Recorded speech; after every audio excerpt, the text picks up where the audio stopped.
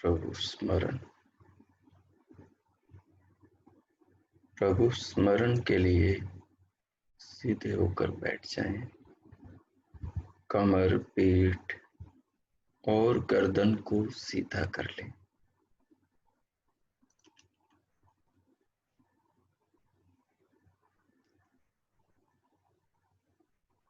रीढ़ को सहज रखें, मेरुदंड को सहज रखें। दोनों हाथों की हथेलियों को गोद में रख लें, दाईं के ऊपर बाईं को, व दोनों घुटनों के ऊपर कटोरे की भांति बना के रख लें, अथवा जैसे आपको अधिक सुविधा हो वैसे रख लें। तदुपरांत दोनों नेत्रों को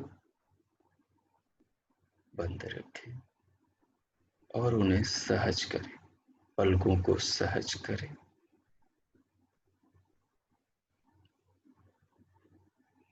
तदुपरांत सिर से पांव तक, पांव से सिर तक पूरी देह को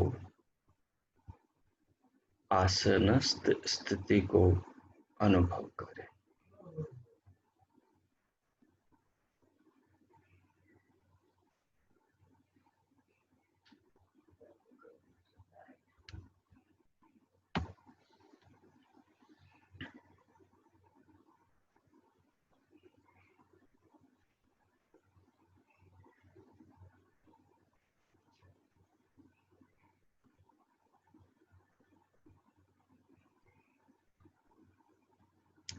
तदुपरांत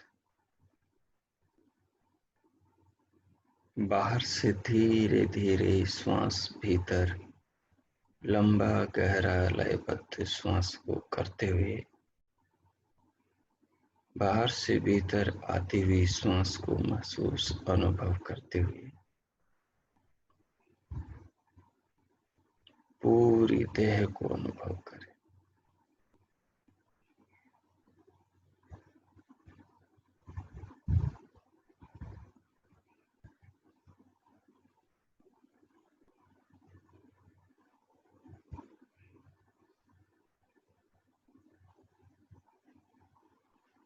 फिर श्वास को अंदर 2, 3, 4 सेकंड रोककर स्वयं के साथ पूरे शरीर को अनुभव करें।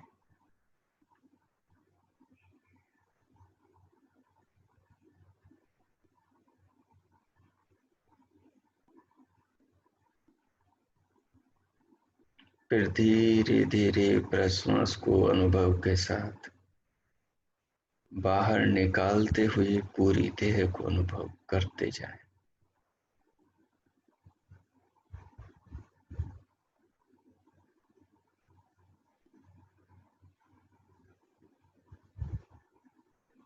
प्रश्वास को बाहर ही रोकें और 2-4 सेकंड फिर श्वास को बाहर रोककर स्वयं के साथ देह को अनुभव करें।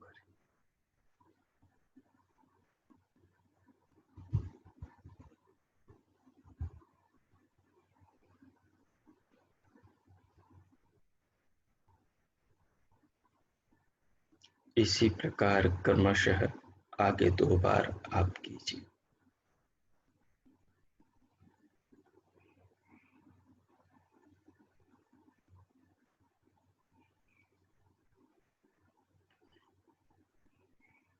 इसके लिए आपके पास 2 मिनट है। आराम से कीजिए, अनुभव करते हुए और अनुभव कीजिए।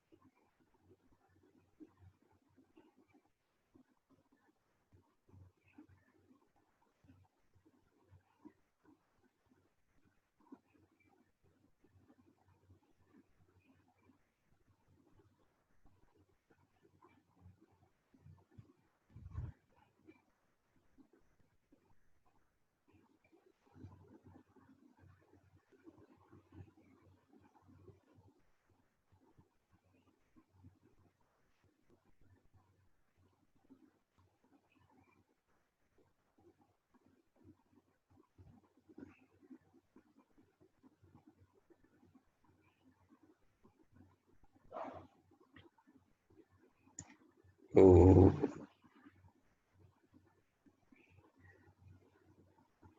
इस प्रकार आसन को स्थिर करते हुए,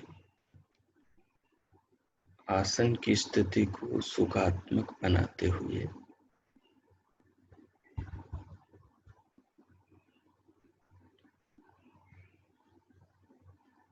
अब भीतर अपने मन को दोनों कानों के आकाश से जोड़ें और दिव्य नाद को सुनना आरंभ करें।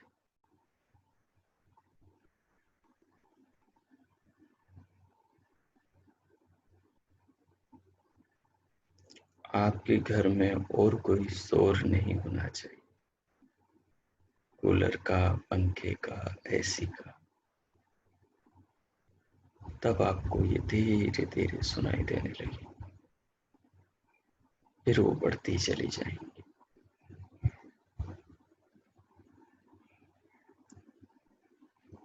साथ में दिव्य प्रकाश को भी देखें।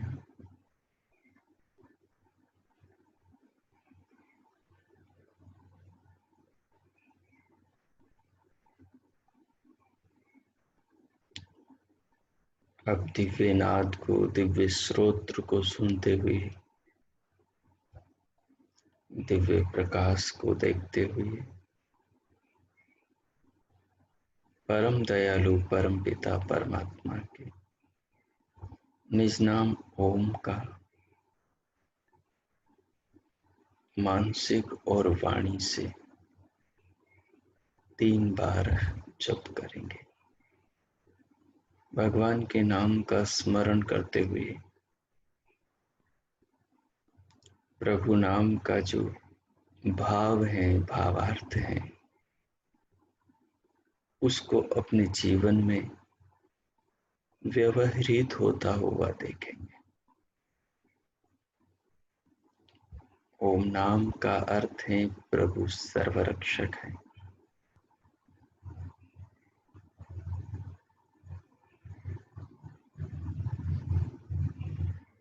ओम इति अक्षर इदं सर्वं तस्य उपव्याख्यान। इस ओम नाम वाला जो अक्षर ब्रह्म है, उसी का ये सारा का सारा संसार रचा हुआ है, बनाया हुआ है। इस संसार में जो भी कुछ हो रहा है, जन्माद्यस्य जो भी उत्पन्न हो रहा है, उत्पन्न हुए का पालन पोषण हो रहा है और अंत में विनाश हो रहा है, वो सब ओम नाम वाले परमात्मा की व्यवस्था से हो रहा है।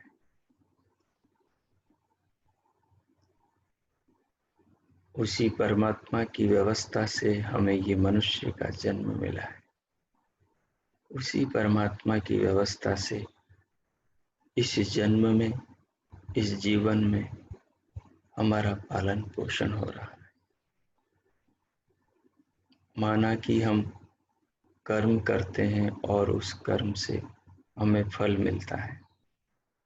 हम बीज बोते हैं, फसल उगती है, हम काटते हैं, फिर अन्न को पकाते हैं, फिर खाते हैं। परंतु बीज तो वही बनाता है, शरीर भी वही बनाता है, बीज उगाने की अकल वही देता है।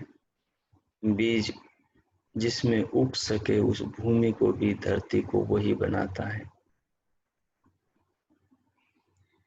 बीज को भूमि के अंदर अनुकूल वातावरण देकर वही अंकुरित करता है।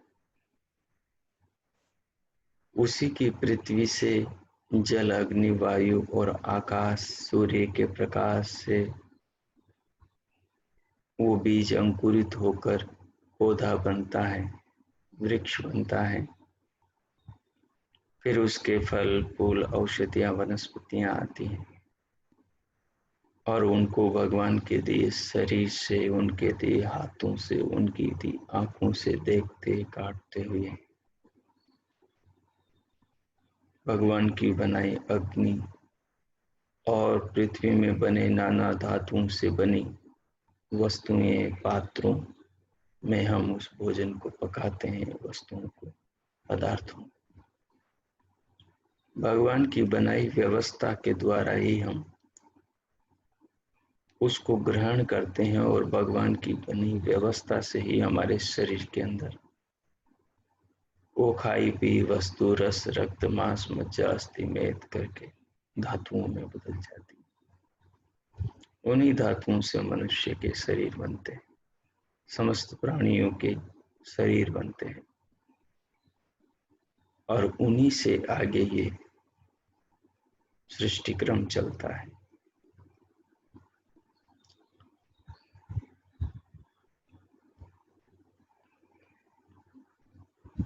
तो इस प्रकार जब आप ओम का जप कर रहे होंगे, उस समय आपके मन में ऐसी भावना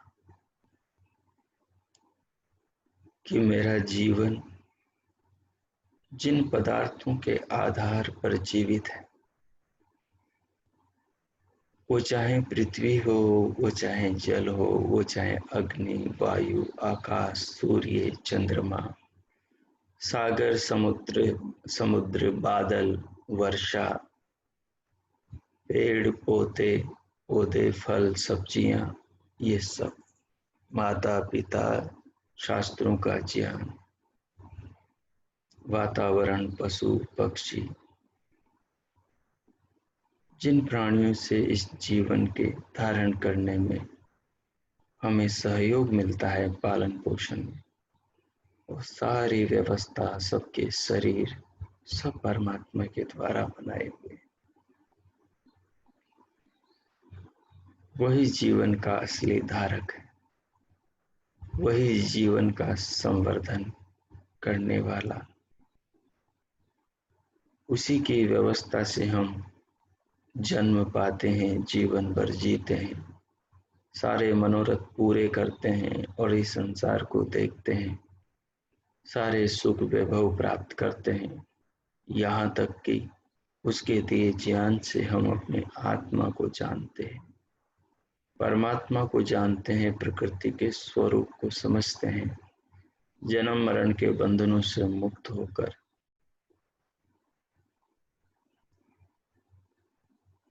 परमात्मा के परम आनंद के धाम परमानंद को पाते।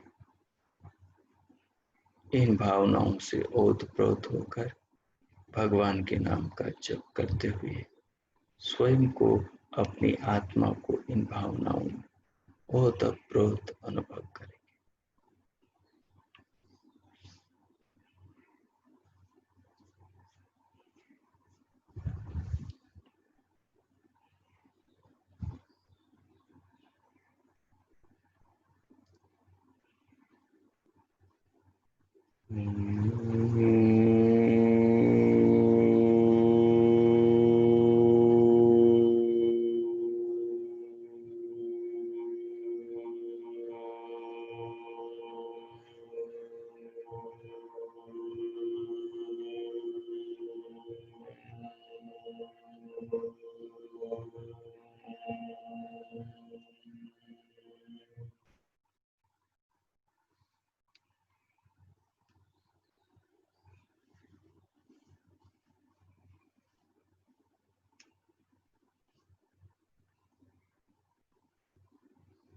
अब आप मानसिक रूप से करें।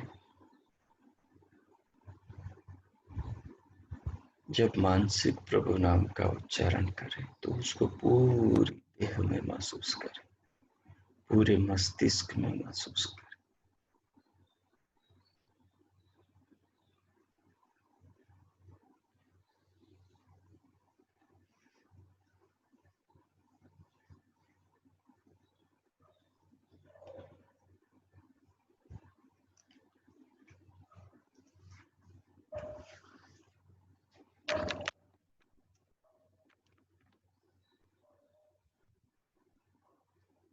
इसी क्रम से आप 3 बार करेंगे।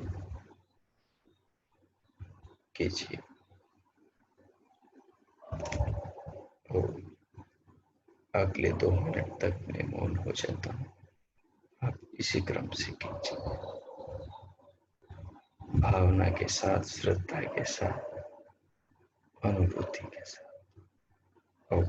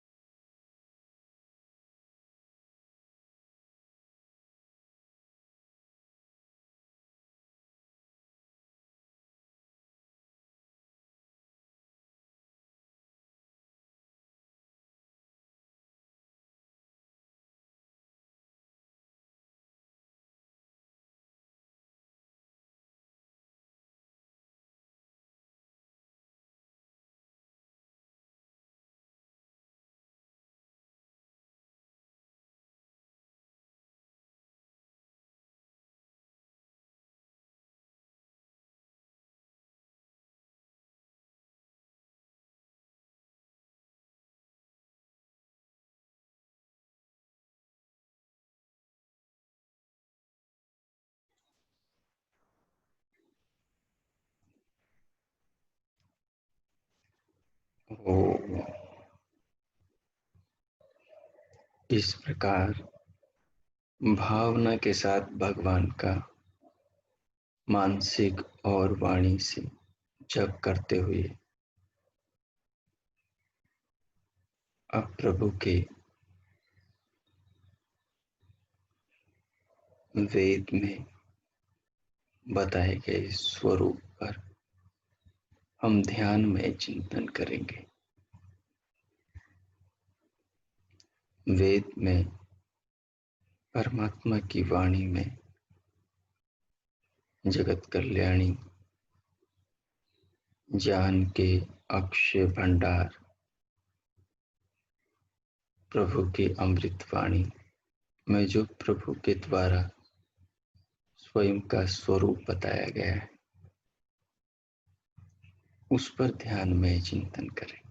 जैसे माता पिता बच्चे को खुद बताते हैं, मैं तेरी माँ हूँ, मैं तेरा पिता हूँ।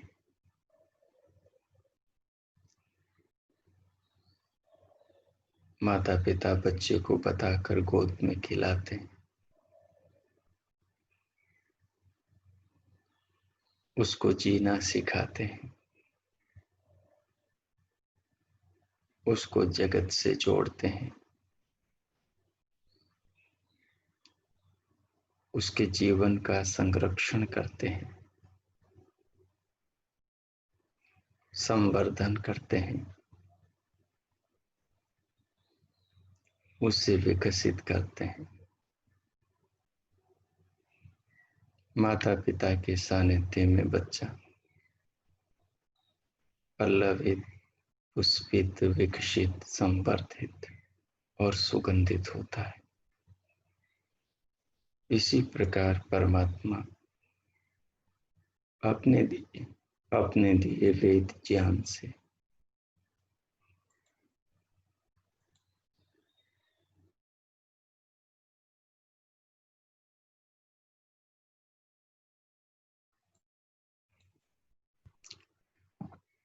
अपने दिए वेद ज्ञान से और अपनी व्यवस्था से जो मनुष्यों के शरीर में, प्राणियों के शरीर में और इस जगत में भगवान के द्वारा निरंतर बनाई हुई है, उस व्यवस्था से और उन वस्तुओं में जो भगवान के बनाए नियम चल रहे हैं, उन नियमों से सबका विधाता पालन पोषण विकास संवर्धन कर रहा है।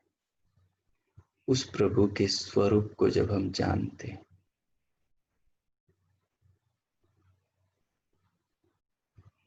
तो जैसे बच्चे को माँ बाप अपने करीब प्रतीत होते हैं, निकट प्रतीत होते हैं। बच्चा देखता है कि वो उनकी गोद में है, माँ की गोद में है, उसके आंचल से लगा हुआ है, उसी की छाती से चिपका है, उसी के आंचल से दूध का पान कर रहा है, जो उसके शरीर में जीवनी शक्ति बनकर उसके जीवन की रक्षा करती है।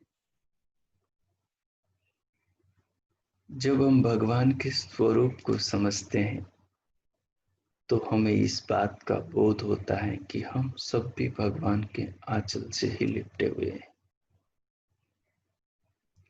भगवान की व्यवस्था से ही हम सबका भरण पोषण हो रहा है। तब हम समझ पाते हैं कि वस्तुतः माँ बाप के शरीर भी एक रूप में परमात्मा के ही शरीर है।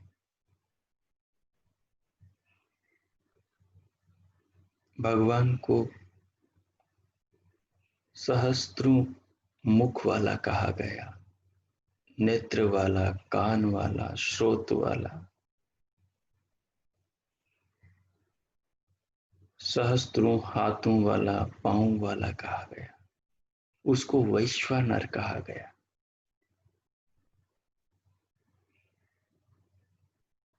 जैसे जागृत अवस्था में मनुष्य संसार से जुड़ जाता है, सृष्टि अवस्था में परमात्मा सृष्टि में समस्त प्राणियों से जुड़ जाता है। जैसे ये सारा ब्रह्मांड उस ब्रह्म का शरीर है, तो उसी के शरीर के अंदर हम सबके शरीर हैं, और इन शरीरों का बनाने वाला वो होने से, माता पिता के शरीर का भी बनाने वाला वो होने से, वस्तु तो वही हमारी माँ और वही हमारा पिता होता है। ये सारे संबंध शरीरों के हैं। आत्माओं का ऐसा कोई संबंध नहीं होता एक आत्मा का दूसरी आत्मा से, जिसको हम पिता पुत्र कह सके। एक आत्मा से दूसरी आत्मा का जन्म नहीं होता, नहीं परमात्मा से आत्माओं का जन्म होता है। हर आत्मा का अस्तित्व अलग अलग है। परमात्मा का अस्तित्व समस्त आत्माओं से अलग है। परमात्मा के अंश आत्मा ही नहीं है। नहीं एक आत्मा का दूसरी आत्मा अंश है, नहीं पिता का पुत्र अंश है। ये जो पुत्र और पिता का रिश्ता है, माँ और जो पुत्र का रिश्ता है, ये तो शारीरिक है। उस शरीर से ये शरीर उत्पन्न हुआ है, इसलिए वो इसकी माँ, वो इसका पिता है। वस्तुतः आत्मा का आत्मा से कोई संबंध नहीं। दोनों की स्वतंत्र सत्ता है, दोनों अपरिवर्तनशील है, दोनों अजर अमर है, दोनों शाश्वत हैं, दोनों सनातन हैं, दोनों नित्य हैं, दोनों अपरिवर्तनशील, निराकार और निर्विकार है, दोनों अनादि हैं, अनश्वर हैं, अविनाशी हैं। माँ की आत्मा, पिता की आत्मा, स्वयं की आत्मा, बच्चों की आत्मा, पशुओं की आत्मा, पक्षियों की आत्मा, कृमियों की आत्मा, वृक्षों की आत्मा और परमात्मा की आत्मा, समस्त आत्माएं अविनाशी। मनुष्यों की आत्माएं अल्पज्य हैं, परमात्मा की आत्मा यानी परमात्मा सर्वज्ञ है। वो सदा से सब कुछ जानता है। हमारी आत्मा परमात्मा के ज्ञान से, परमात्मा की व्यवस्था से शरीर पाकर माँ बाप से ज्ञान संपन्न होती है और फिर जीवन को और जगत को, स्वयं को और परमात्मा को जान पाती है।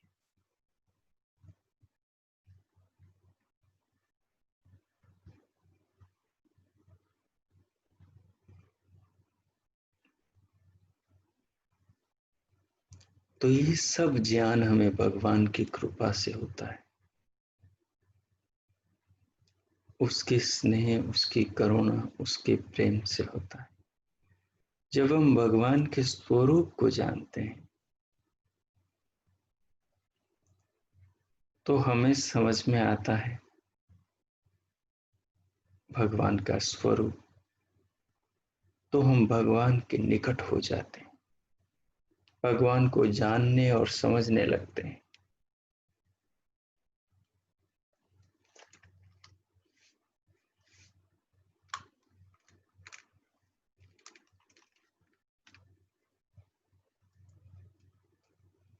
ज्यों ज्यों हम भगवान को समझने लगते हैं, त्यों त्यों हमारी आत्मा परमात्मा से जुड़ती जाती, त्यों त्यों परमात्मा हमारे हृदय में विराजमान होने लगते हैं। विराजमान तो सदा से ही है, लेकिन जैसे आपके ऊपर उपकार करने वाले के उपकारों पर आप विचार नहीं करें तो आप में उस व्यक्ति के प्रति प्रेम, श्रद्धा, समर्पण नहीं जागता। पर जब आपके ऊपर उपकार करने वाले व्यक्ति के कष्टों पर विचार करते हैं कि उसने किन किन प्रकार के कष्ट उठाकर आपका पालन पोषण किया, तो आपके अंदर उसके प्रति श्रद्धा का प्रवाह बहने लगता है।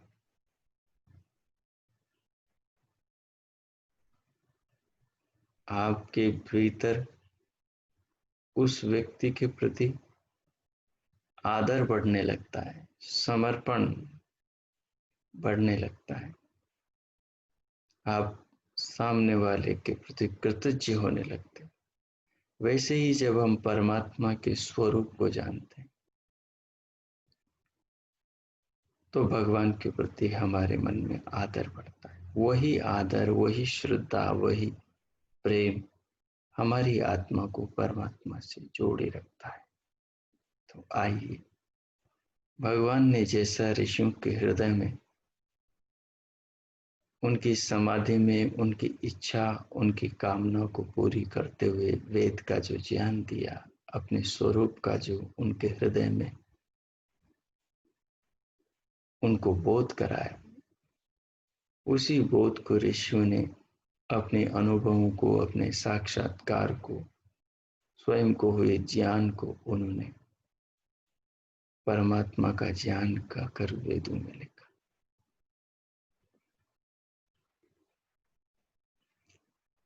आइए उसके द्वारा हम प्रभु के स्वरूप को समझने का प्रयास करें। पीछे हमने भगवान के गुणवाचक नामों पर विचार किया था।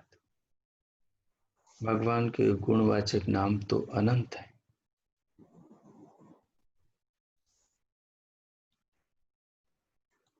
उनमें से हमने कुछ नामों पर विचार किया, 7 नामों पर। अब हम प्रभु के स्वरूपवाचक शब्दों पर विचार करेंगे। उन शब्दों से जो इशारे किए हैं, उन शब्दों में जो अर्थ और संदेश छिपे हैं, उनको समझेंगे।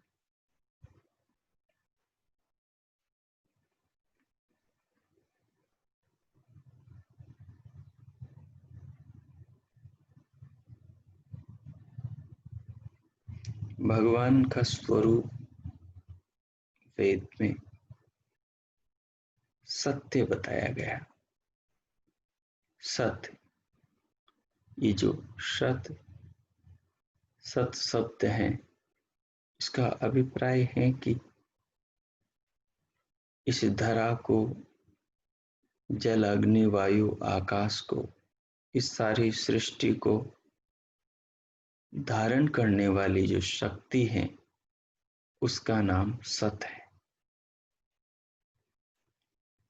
सत उस परमात्मा के ही स्वरूप को कहा गया है। सत वो है जो हर वस्तु को धारण कर रही है।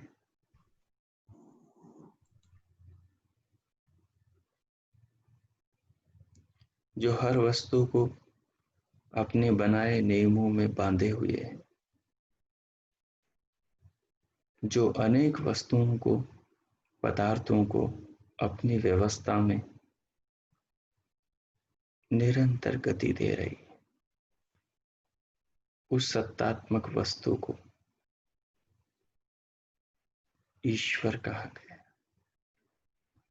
उसी ईश्वर का स्वरूप सत है, उसकी सत्ता है, उसका अस्तित्व है, वो सदा रहता है।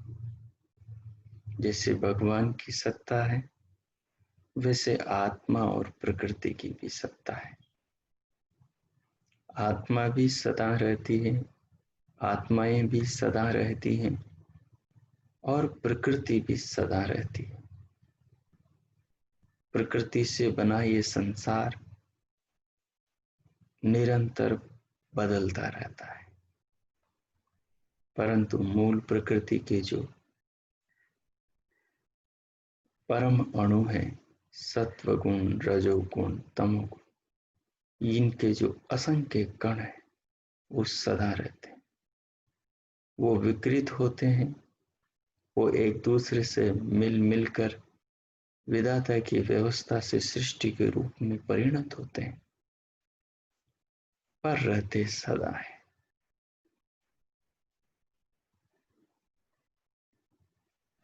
तो तीनों वस्तुएं सत्तात्मक हैं।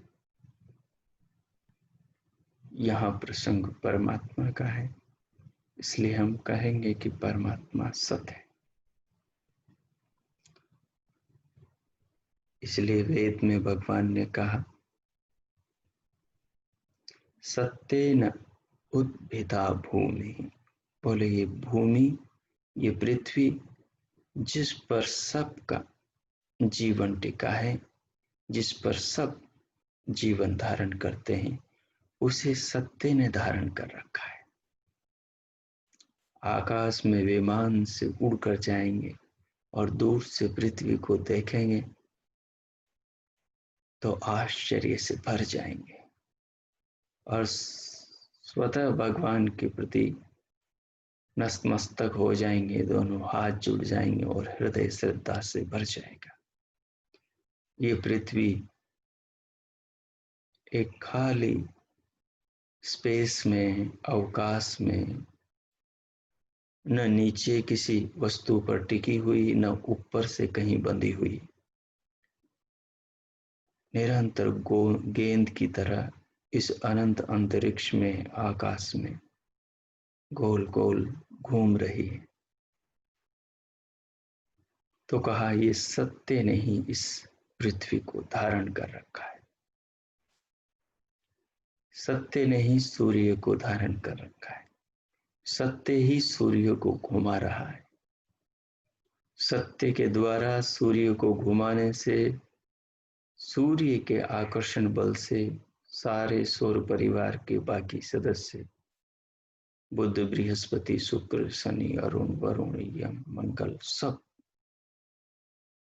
घूम रहे हैं अपनी अपनी कक्षाओं में, भगवान की बनाई व्यवस्था में। और सबके भीतर जो नियम बना रखे हैं वो नियम काम कर रहे हैं। सूर्य के अंदर सूर्य विद्युत का भंडार है, अग्नि का भंडार है, प्रकाश का भंडार है। उसमें नाना रश्मियां निकलती, वो अपनी किरणों से सारी जगती को प्रकाश से भर देता है। वो अपने ही नियमों में, ईश्वर के बनाए नियमों में निरंतर काम कर रहा है। वो जड़ होते हुए भी चेतनवत लग रहा है, क्योंकि वो किसी का हाथ है, वो किसी का भाल, किसी की आंख है। जैसे हमारी आंखें हमारे होने से काम कर रही है, जैसे हमारे हाथ, हमारी उंगलियों में क्रियाएं, गति पीछे हमारी आत्मा के होने से हो रही, वैसे सूर्य में गति पीछे उस सत्य के होने से हो रही है। चंद्रमा में गति पीछे उस सत्य के होने से हो रही है। पृथ्वी के अंदर विकास, पृथ्वी का धारण, पोषण, पालन उस सत्य के होने से हो रही है। तो सर्वत्र वो सत्य जिसको हम परमेश्वर, ईश्वर, परमात्मा कहते हैं, उसके होने से सब ये पूरा सौर परिवार और ऐसे हजारों सौर परिवार और ऐसी अनेक आकाश गंगाएं जिनमें हजारों सौर परिवार है, वो सब उसी सत्य परमात्मा के द्वारा धारण किए जा रहे हैं। तो सत्य परमात्मा का स्वरूप है।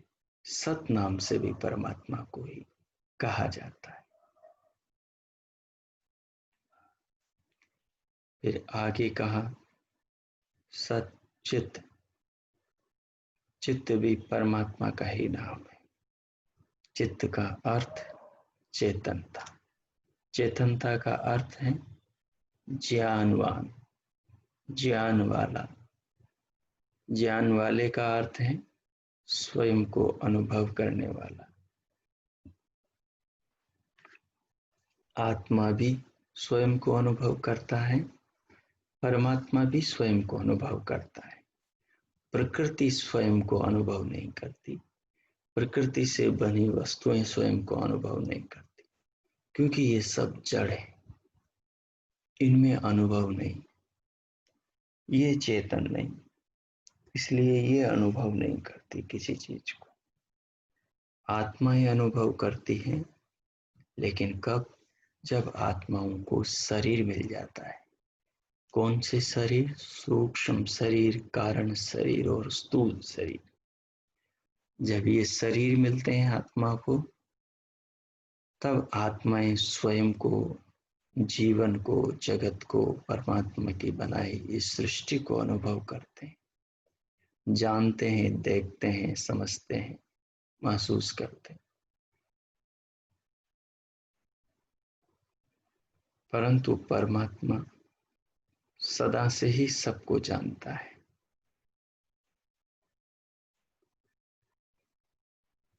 उसका ज्ञान सीमाहीन है, उसका ज्ञान किसी के द्वारा घटता बढ़ता नहीं।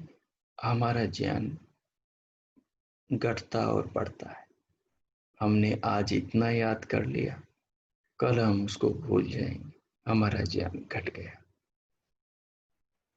हम भूल गए, फिर हमने पढ़ाई की, फिर याद हो गया तो हमारा ज्ञान बढ़ गया। परमात्मा का ज्ञान घटता बढ़ता नहीं, न अपने बारे में, न सृष्टि के बारे में, न जीवात्माओं के बारे में। परमात्मा का ज्ञान सदा एक जैसा रहता है, इसलिए उसको सर्वज्ञ कहा। वो सब कुछ का जानने वाला है।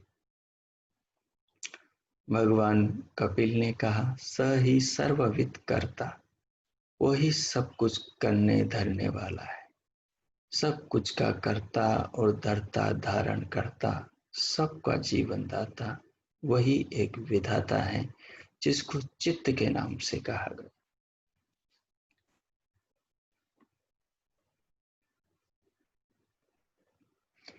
अथर्ववेद में भगवान को चित्तम कह के संबोधित किया। प्रभु चेतन है,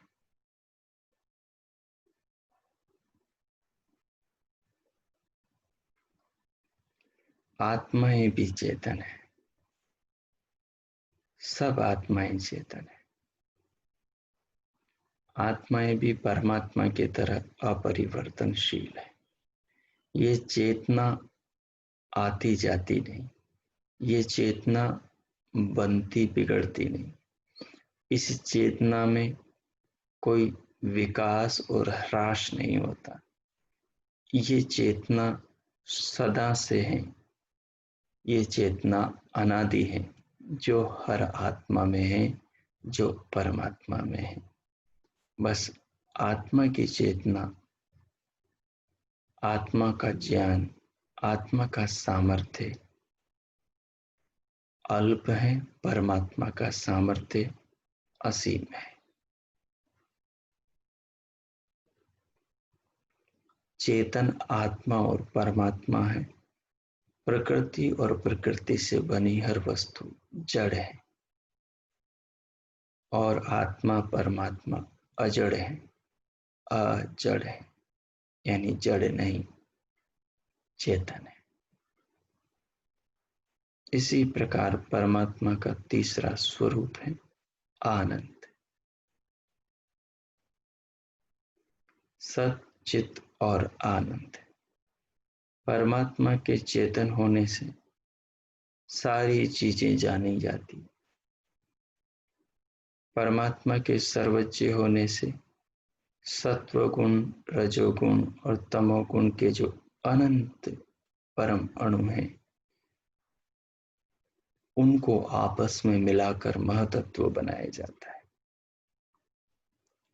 भगवान में ज्ञान, बल और क्रिया है। भगवान ज्ञान पूर्वक जब क्रिया करते हैं, जब ईक्षण करते हैं, जब परमाणु के प्रकृति रूपी महासमुद्र में हलचल करते हैं, जैसे दही को बिलोते समय माताएं उसमें रई चलाती हैं, तो दही का कण कण एक दूसरे से रगड़ता है और उसमें गर्माहट पैदा होती है और दही में छिपा हुआ घी, मक्खन दही के रेसे रेसे से निकलने लगता है। ठीक उसी प्रकार से परमात्मा भी प्रकृति के सत्व, रज, तम, इन महान असंख्य गुणों के जो परमाणु हैं, उनमें सबसे पहले गति उत्पन्न करते हैं। उसको ईक्षण कहा गया। उस क्रिया को, जो ज्ञान युक्त क्रिया, ज्ञान संपन्न भगवान के द्वारा इनमें क्रिया होती, उस क्रिया को ही तप कहा गया। इसलिए कहा जाता है प्रजापति ने तप किया और भावना की कि मैं बहुत हो जाऊं, तो प्रजापति ने तप करके प्रकृति से महातत्व को उत्पन्न किया। समष्टि महातत्व से व्यष्टि समस्त प्राणियों के, जीवों के लिए, आत्माओं के लिए भगवान ने महातत्व के सात्विक अंश से चित्त बनाया। महतत्व के राजसिक अंश से बुद्धि बनाई, महतत्व के तामसिक अंश से भगवान ने अहंकार को बनाया। जो सात्विक अंश से चित्त बना वो हमारे अंदर समस्त संस्कारों को धारण करता है और आत्मा को उन सारी वृत्तियों को जनाता है। चित्त आत्मा के सबसे ज्यादा निकट होता है। महतत्व से भगवान ने सात राजसिक अंश से बुद्धि बनाई, जो निर्णय कराने वाली वृत्ति होती है, और तामसिक अंश से अहंकार बनाया। उस अहंकार के सात्विक अंश से ज्ञानेंद्रियां भगवान ने बनाई, और उसी अहंकार के राजसिक अंश से कर्म इंद्रियां भगवान ने बनाई, और राजसिक और सात्विक अंश को मिलाकर मन बनाया, जिसको उभय इंद्रिय कहते हैं। और उसी अहंकार के तामसिक अंश से भगवान ने पंच तन्मात्राएं बनाई, जिनको सूक्ष्म भूत कहते हैं। और इन सूक्ष्म भूतों में चूंकि तमोगुणता अधिक होती है, इनसे भगवान ने नाना जगत के पदार्थ बनाए। इनमें भी सात्विक अंश है, राजसिक अंश है, तामसिक अंश है। इन तन्मात्राओं में, सूक्ष्म भूतों में से सात्विक अंशों से सात्विक पदार्थों को, राजसिक अंशों से राजसिक पदार्थों को, तामसिक अंशों से तामसिक पदार्थों को बनाया। जैसे मिर्च राजसिक है, रजोगुण को बढ़ाती है, शरीर में अग्नि तत्व को, उष्णता को बढ़ाती है। जैसे फल सात्विक हैं, शरीर में सत्व गुण को बढ़ाते हैं, शांति को, धैर्य को, संतोष को, समझदारी को पैदा करते हैं। जैसे लहसुन है, प्याज है, नशीली वस्तुएं हैं, अन्न है, ये सब तामसिक पदार्थ है। इनसे शरीर के अंदर नशा, शरीर के अंदर मादकता, शरीर के अंदर ये चीजें बढ़ती हैं। सब में कुछ सात्विकता होती है, कुछ राजसिकता, कुछ तामसिकता, किसी में क्या गुण, किसी में क्या प्रमुख, किसी में क्या मध्यम। ये चित्र विचित्र जगत भगवान ने इन पंच तन मात्राओं से, अर्थात पंच सूक्ष्म भूतों से स्थूल भूत बनाए, और स्थूल भूतों से ये विविधाकार जगत और सारी जगत की वस्तुएं बनाए।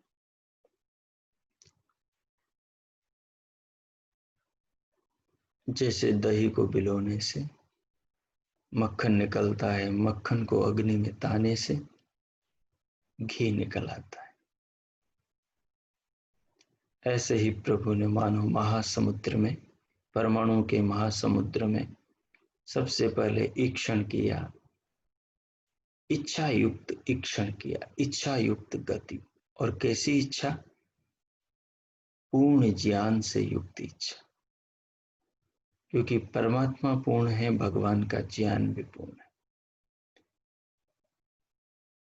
भगवान सर्वज्ञ है, भगवान के ज्ञान में भी पूर्णता है। तो इस प्रकार ये जगत बना, किसके कारण? चेतना के कारण, चेतन होने के कारण।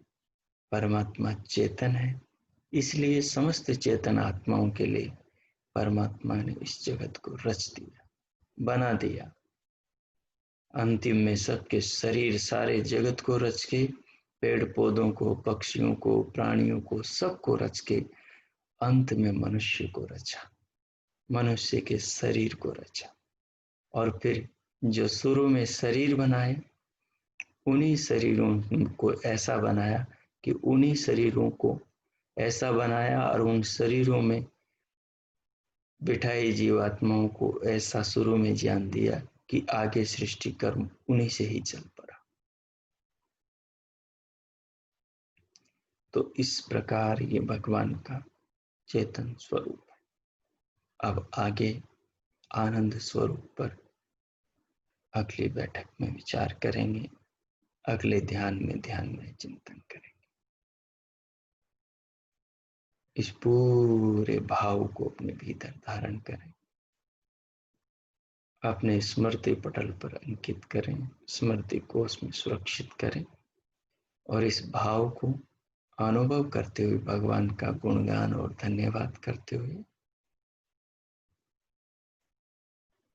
अब 1 मिनट शांत होकर भगवान को, उनकी कृपा को, उनके दिए जीवन को अनुभव करें। प्रभु के प्रति हृदय में कृतज्ञता, प्रेम और स्वयं में विनयशीलता अनुभव करें। ओम।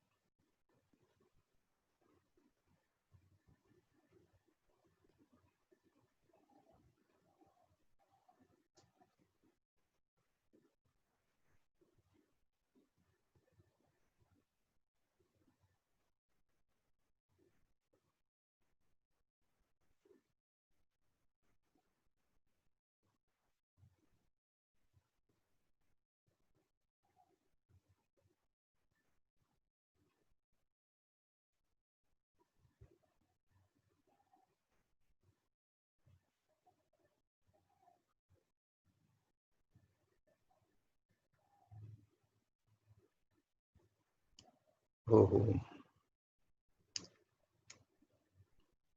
अब शांति।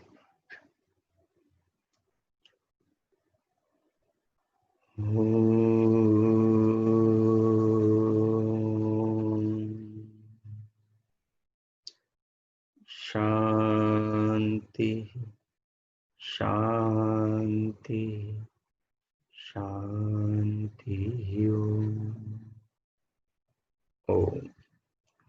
अब धीरे धीरे भीतर से बाहर आ जाए, अंतर जागरूकता को देह पर ले आए, शरीर के अंग प्रत्यंगों में अपनी चेतना को ले आए, उनमें हल्की हलचल, फिर दोनों हाथों की हथेलियों को उठाकर उनमें घर्षण उत्पन्न करें। उष्ण हथेलियों से पूरे मुखमंडल का स्पर्श करें।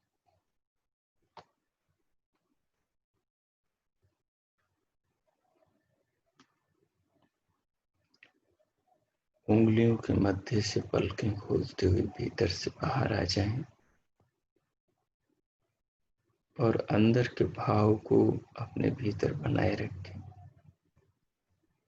और आप सबका आज का दिन शुभ हो, मंगलमय हो। परमात्मा सबका मंगल करें। इति ओम।